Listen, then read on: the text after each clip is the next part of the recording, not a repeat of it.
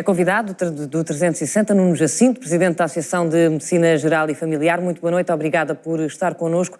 Parece haver aqui uma aproximação das partes. Está otimista em relação a um acordo? Boa noite, muito obrigado pelo convite. Não tem sido um processo fácil, efetivamente, e para todos os médicos, sejam médicos hospitalares, de saúde pública, de medicina geral e familiar, tem sido um processo muito difícil e continuamos a olhar com muita preocupação para estas notícias, para estas reuniões sucessivas sem acordo, porque vamos percebendo que o essencial continua por não ser concretizado, ou seja... E o que é o essencial? Continuamos a não ter uma valorização do salário base que deveria acontecer para todos os médicos sem exceção. Continuamos a insistir em múltiplos regimes, suplementos, horas extra, acréscimos remuneratórios, que são cada vez mais difíceis de atingir e que, na realidade, não representam nada para a maioria dos médicos. Repare-se, quando sai esta notícia de que um assistente graduado sénior no topo da carreira poderá ganhar estes tais 7.300 euros ilíquidos, estamos a falar de pouquíssimos colegas em Portugal. Não nos podemos esquecer que as carreiras estão congeladas há vários anos e estamos a falar, mesmo nestas exceções, de colegas, obviamente, já com mais idade e que não fazem urgência. Portanto, estarmos a falar de um hipotético ordenado a que ninguém consegue chegar é, no mínimo, estar aqui a querer enganar toda a gente que está envolvida neste processo. Mas esse seria um ordenado aceitável se as carreiras fossem revistas e se mais facilmente os médicos lá chegassem ou não? Seria um valor que poderia ser aceitável caso correspondesse de uma forma justa à carga de trabalho de cada colega e não pode ser um valor a ser atingido graças a centenas de horas extras por ano ou objetivos que são complicadíssimos de atingir e que obrigam a muito mais trabalho extraordinário que acaba por não ser contabilizado, ou então com metas irrealistas, como por exemplo o que está a acontecer nos cuidados de saúde primários, em que queremos associar a remuneração dos profissionais àquilo que é a prescrição de medicamentos e de exames de meios complementares de diagnóstico. Nós ainda não temos, por parte da tutela, aquilo que clamamos há muito tempo, que é uma verdadeira valorização e respeito pelo trabalho, neste caso, dos médicos, e essa valorização e respeito tem que se traduzir, obviamente, numa remuneração base justa. Os suplementos são isso mesmo, são suplementos. E as horas extraordinárias devem ser um recurso, como o próprio nome indica, extraordinário. Portanto, estas alterações que hoje foram apresentadas pelo Ministro não são suficientes no que toca às unidades de saúde familiar de que falava? Repare, se tudo isto fosse tal e qual como é anunciado, se estivéssemos a falar de aumentos de 30%, 40%, 50%, seria no mínimo curioso porque é que os médicos não os aceitam. E, portanto, quando estamos a falar da totalidade dos médicos estar contra estas propostas, a não se rever nestas propostas, é porque se calhar a realidade não é bem aquela que é apresentada de forma oficial e os números depois, quando são analisados ao pormenor, não traduzem aquilo que é ou aquilo que vai acontecer. Então claro, qual é que é a realidade? Qual é que é a realidade?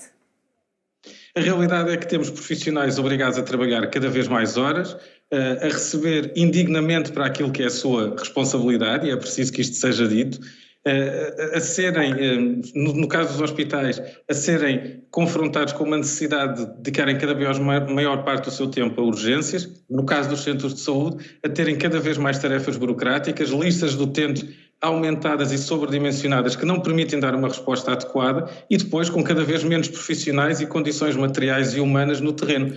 Tudo isso tem que ser mudado, mas volto a insistir, não é à conta de suplementos que são efêmeros e que muitas vezes nem sequer são atingíveis que alteramos esta situação. É preciso, claramente, na questão remuneratória, na questão salarial, que haja uma evolução no sentido de valorizar aquilo que é o ordenado base e não é isso que se tem verificado até agora. E é também isso que provoca um grande descontentamento por parte dos médicos e que os leva a sair em grande quantidade do SNS. Quando nós dizemos que não temos médicos em Portugal, nós temos muitos médicos em Portugal, não temos médicos no Serviço Nacional de Saúde. E se calhar, se lhes dessemos estas condições de trabalho, se os pagássemos condignamente, se os deixássemos ter a conciliação entre aquilo que é a sua vida pessoal e profissional, certamente até a curto prazo teremos muito mais médicos no SNS e veríamos muitos destes problemas a serem resolvidos. E acredita que há dinheiro para isso tudo, que a proposta e o que sugerem os sindicatos é, digamos que, realista? Nós temos que assumir a saúde como um setor prioritário no nosso país e temos que o assumir de uma vez por todas. E quando ficamos muito contentes por olhar para a nossa realidade e percebemos que temos um Serviço Nacional de Saúde que responde em grande medida às nossas necessidades, enfim, com um declínio progressivo nos últimos anos, mas quando comparado com outros países nos permite comparar de uma forma melhor, também temos que perceber que, estando o foco nos doentes, nada existe sem que haja profissionais valorizados, respeitados e satisfeitos. E isso consegue-se através de muitas coisas, mas obviamente também com uma remuneração digna. Quando ouvimos o Governo, vários ministros, dizer que o dinheiro não é problema e que ouvimos falar em muitos milhões de euros investidos no SNS, pois bem, nós não conseguimos perceber onde é que esses milhões de euros estão a chegar, porque certamente não é aos profissionais. E devia ser essa a grande aposta. O grande problema do SNS neste momento é a valorização dos seus recursos humanos e, no caso concreto, dos médicos, que não tem acontecido de forma clara nas últimas décadas. Portanto, continua a achar que falta dinheiro, já que diz que não chegam aos profissionais e que não é apenas uma questão de organização, como diz o Governo. Eu não sei se falta dinheiro. O que nos é dito é que há muito dinheiro e que o problema não passa por aí. Bem, então que se coloque esse dinheiro onde ele deve ser colocado, porque, de facto, nós que estamos no terreno não vemos onde é que esse investimento está a ser feito, onde é que há tantos milhões a serem gastos no Serviço Nacional de Saúde, porque não é essa a percepção que nós temos no nosso dia-a-dia e, de facto, se perguntarmos aos Acredita que pode haver aqui, de facto, uma diferença entre aquilo que é anunciado e aquilo que acaba por ser executado, que é o que se diz muitas vezes dos orçamentos dos vários ministérios, não só da saúde até.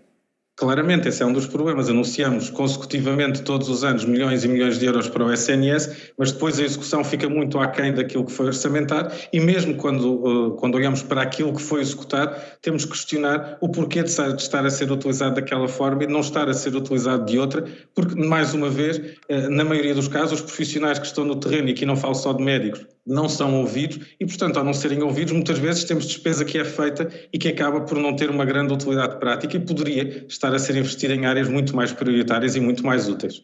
Dr. Nuno Jacinto falou aqui da insatisfação dos médicos, mas o que é que fez mudar esta forma dos médicos lidarem com os problemas do Serviço Nacional de Saúde, que não são de hoje, não são deste ano, apesar de agora se estarem a adensar e também, no fundo, estarem a ser mais visíveis, sobretudo por causa das greves e por causa desta questão das horas extra. O que é que fez os médicos mudar? Parece que se esgotou um bocadinho a paciência dos médicos para com o Governo, para com o Serviço Nacional de Saúde. É um facto, como dizem bem, que estes problemas já não são novos, vêm de muito trás, mas nós não nos podemos esquecer que tivemos uma pandemia que durou quase 3 anos, que sujeitou os profissionais do SNS e, em particular, os médicos, a um enorme esforço, a um enorme sacrifício, e o que se esperava após tudo isso era que houvesse uma melhoria das suas condições de trabalho e que houvesse um reconhecimento de tudo aquilo que eles têm feito ao longo das últimas décadas. Foi aberto um processo negocial longo, muito longo, que não deu os frutos desejados e, portanto, é normal que perante estes resultados, perante todo este esforço não reconhecido, perante uma constante desvalorização daquilo que é o nosso trabalho, a insatisfação aumenta, a frustração, como dizia, aumente também e já não haja capacidade para continuar a aguardar, ouvindo apenas palavras bonitas que não se traduzem em atos concretos. E, portanto, depois temos este descontentamento a nível mais organizado, se assim quiser, com os sindicatos, com as diversas instituições, mas temos também este movimento mais inorgânico, de que é exemplo este movimento da recusa de realizar mais do que as horas extra que são obrigatórias por lei e que nasce da base, nasce dos médicos que estão no terreno e que é uma tradução clara de que algo não está bem, aliás, de que algo está muito mal e que precisa de ser rapidamente corrigido, porque estas situações não se podem perpetuar no tempo e arrastar sem fim. E como é que os centros de saúde têm lidado, aliás, com estes momentos mais complicados nas urgências hospitalares? Tem sido fácil ou mais difícil enviar doentes dos centros de saúde para os hospitais, encaminhá-los, no fundo? A vida nos centros de saúde em Portugal é muito complicada desde há vários anos. A pandemia veio pôr a descoberto muitas das fragilidades que existiam e elas não foram corrigidas nos tempos subsequentes. Até agora mantêm-se muitas dessas fragilidades e, portanto, as dificuldades continuam a adensar-se. Obviamente que nós trabalhamos em rede, há muito tempo que o fazemos, essa é uma característica do Serviço Nacional de Saúde. E o facto de termos hospitais que têm a sua resposta mais comprometida, obviamente que condiciona aquilo que é o nosso trabalho, tal como quando o compromisso da resposta existe nos centros de saúde, vai condicionar o trabalho a nível dos hospitais. Mas tem sido mais difícil nestes últimos tempos de fechos de urgências diversas? Obviamente que tem sido mais difícil, é mais difícil encaminhar utentes, é mais difícil ter respostas até a pedidos de consulta em tempo útil, porque os próprios hospitais têm menos profissionais, os utentes, quando precisam de ir ao serviço de urgência, muito provavelmente terão um tempo de espera maior do que aquele que seria previsível e do que aquele que seria habitual, e nós temos sempre este problema das urgências, e isso também faz com que a pressão seja colocada do lado dos centros de saúde onde faltam muitos médicos de família, é sabido, temos 1.600.000 cidadãos sem médico de família atribuído, mas faltam muitas outras coisas. Portanto, colocar pressão num sistema que já de si está deficitário e que tem muita dificuldade em dar resposta às múltiplas solicitações que lhe são colocadas é tirar ainda mais lenha para uma fogueira que já está a arder há muito tempo. É muito, muito complicado tentar fazer todas estas omeletes com cada vez menos ovos. E a linha de saúde 24 é a melhor porta de entrada para o Serviço Nacional de Saúde, como diz o Primeiro-Ministro?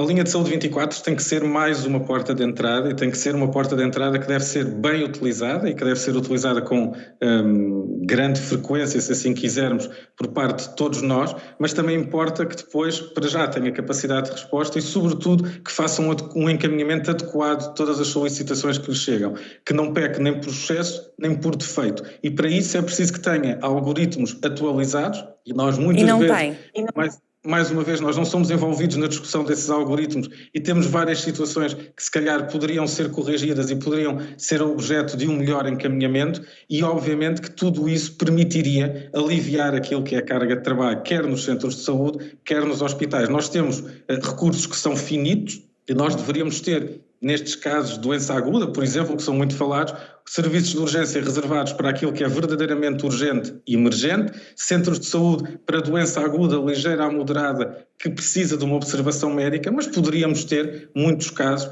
que mereceriam apenas autocuidados e vigilância no domicílio, mas para isso é preciso que o sistema esteja capaz de responder e que o próprio... E está a dizer-me que mesmo a linha de saúde 24 também tem algumas dificuldades, é isso? Tem, obviamente que tem algumas dificuldades, viu-se isso em várias épocas de pressão sobre a linha de saúde 24 e nós percebemos quando estamos no terreno que estes algoritmos e este tipo de encaminhamento pode ser aperfeiçoado, deve ser aperfeiçoado e para isso, mais uma vez, é preciso que haja uma articulação em rede entre centros de saúde, hospitais, para percebermos exatamente que doentes devem ir para onde. Isso não acontece e, portanto, se estivermos todos a trabalhar cada um para o seu lado, a probabilidade das coisas serem pior feitas é obviamente maior. Doutor Nuno Jacinto, muito obrigada por ter estado connosco. Boa noite e até uma próxima. Muito obrigado, boa noite.